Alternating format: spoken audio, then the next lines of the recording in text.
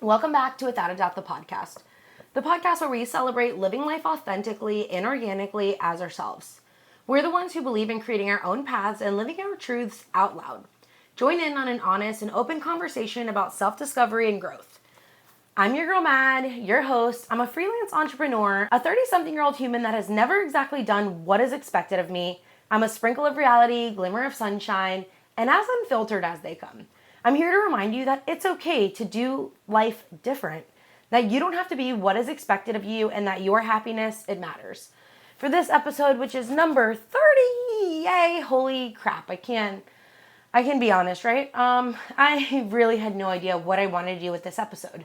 I'm literally recording this less than 12 hours from the launch date at 6 a.m. on Wednesday morning. And no, I'm not an under pressure kind of girl, so no, don't say like, you're probably great under pressure. I like to be prepared. I like to be ahead of time and scheduled, and I like to have some chill time before I am getting ready to launch things. So on this 30th episode, I bring you a few, maybe like 17 unpopular opinions from my mind. You might not agree with these, or you might be like, hell yeah, I feel the same way. And I know sometimes I have these thoughts and ideas, and where better to share them than here with you. I also need to remind you that I'm on YouTube, and it is crickets over there. So if you want to see what it's like, the actual video of this entire thing, the show, it's all there. Even if you're not on board with all of these unpopular opinions, after all, they are unpopular and they are opinions. Let's get started with number one. It's okay to let friendships fizzle. Do you feel that you're always the one who sets and confirms the plans? Yeah. If you're listening to this and you're the person always making the plans, prepare for some sort of burnout. For me, I know most of the time I'm the one creating the trips and plans and all the coffee dates. The coffee dates that I used to have ended up fizzling out because I was the only orchestrator. Now I have a different group of friends and coffee buddies who make a plan and they send me messages, and that actually makes me feel like they do want to hang out with me and they do want to meet up. And yeah, I also do this, but I won't always be the first one to reach out anymore. So it's nice when other people are reaching out to you for plans. 2, meeting people where they're at. I think a lot of people are lacking emotional intelligence and assume the world revolves around them. But as I've said in past episodes, your life is your life. Your crisis will be your crisis. And no one but you will know how much your world is actually on fire. You can only do so much for the next person. This isn't all situations, but you're going to learn fast who you can actually meet and where you can meet them. Number 3, rolling into constantly feeling like you need to know something. No, you don't. I know I made an episode about ignorance is bliss, but this is right on. Not everything is going to be for our ears, minds, our soul. Don't be upset if you didn't find out that you weren't invited. It's not your conversation or your table to be a part of. Number 4, happy people are the prettiest. I believe it. I believe this 100%. And I think most people think pretty people are the prettiest. But sunshine will always radiate through. Happiness is like sunshine. And I love when people tell me that I look happy, because this is also a reminder that some of the happiest people are still battling some of the hardest and biggest wars. Still having all the things and being the prettiest outwardly might get you further. But happy people don't usually need much. Happiness stems from embracing simplicities and finding the gratitude in the normal. My number 5, and it's okay to cut people off. Recently, someone told me I was great at this, and I was thinking I've only gotten great at this because so many people have crossed me, hurt me, broken my boundaries, ruined trust. Cutting someone off is harder than keeping them around. A friend reminded me of this recently, and I thought, you know what, damn, you are so right. That little reminder gave me a ding into my self-worth. I can do hard things. I've had to do many hard things. Number 6, quitting doesn't mean that you're a failure. I have a whole podcast episode on this, whether or not to quit. Being a quitter doesn't mean that you suck.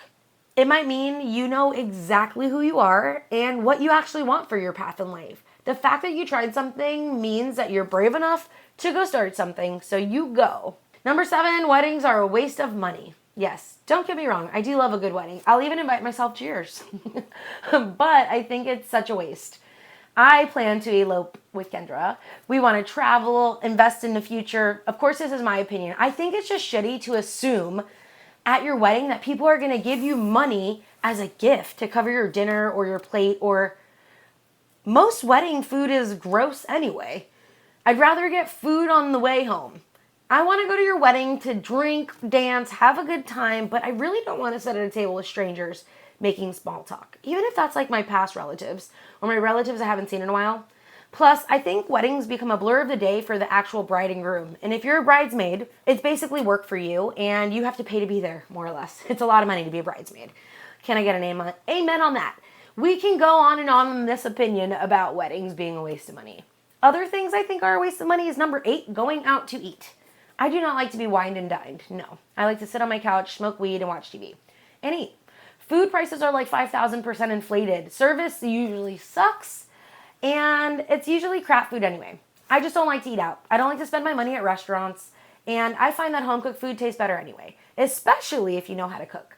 I was a server for over 6 years at a small little chicken wing restaurant. And I think I was a bomb-ass server. So my standards are pretty high. I shouldn't have to ask for a refill if you're working for a tip. You know? Okay. Number 9. This might hit a little curve, you know. If you're a mommy that says your kids drive you to drink, this one really gets me. You should not even say that out loud. Why? Because kids should not make you drink. Your tolerance to your children is what makes you drink. Your lack of tolerance thereof. It's like, are you saying that the wine or the drinks you need is going to take the edge off and actually make you be able to handle your children? We need to work on ourselves before we start going towards a bottle of wine for things. Maybe, you just need to learn better coping strategies. And I really do say this. Let's maybe reword it. Say, I can really enjoy a glass of wine after my long day. You can think whatever you want, but I don't think I'm wrong. Number 10, holidays are fucking overrated. Unless we're talking about a European holiday, meaning a vacation. The idea where you are focused to have a dinner because it is Thanksgiving or Easter or Christmas, it's bullshit. How about a Sunday night dinner or a regular Monday night dinner? These are more meaningful, especially to me. Fuck the holiday dinners. I've been opting out of those and I am so sorry, Grandma. Number 11, college doesn't make someone any smarter than the next person. It also doesn't mean that that person's going to get further in life than the next person. A degree is just a piece of paper, and I did once get to participate in Career Day. Yes, I did. I had a cotton candy cart, my little cute business, Mad Sweet, and I got to roll my cotton candy cart right in. I gave out cotton candy samples, and I talked to kids about being a business owner. And this day, I told kids that college isn't necessarily the end goal after high school, but it is a tool that you can use to help build knowledge and gain power to find success in business. The teacher thanked me, and I really enjoyed that. I am a 2008 high school graduate that went to college and doesn't technically use my degree now. Is there anyone else out there? I know it's probably you too. 12, being a nice person and being kind are two totally different things. Nice and kind? No, you can't be nice and kind. I mean, yeah, you can be both, but I say I'm kind, but I'm not always nice. I can be mean. My heart is very kind, and I do believe I do things with a kind heart. And I can be nice generally. I have manners. But if you cross me, I can get real crazy real quick. Being nice is being polite and treating people well because that's what you're supposed to do. But being kind is when you actually care about people and show people that you care. You go out of your way for people. Or, you'll stop and think and do something for someone.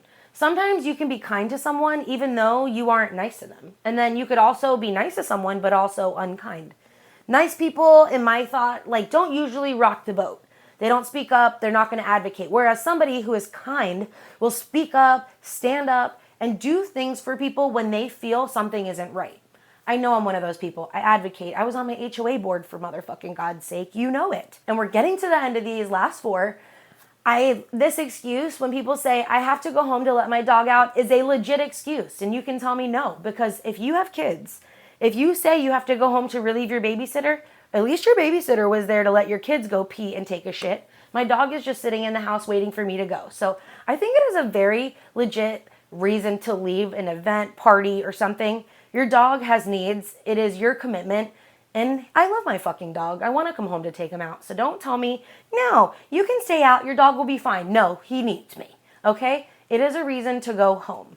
14, people change. This is an unpopular opinion. I believe this.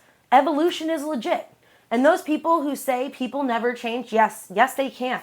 My brother is a great example of this, from a troubled teen with anger issues to a working adult asshole, yeah, he is, who contributes to society. He is a kind human who cares about people and he cares about animals.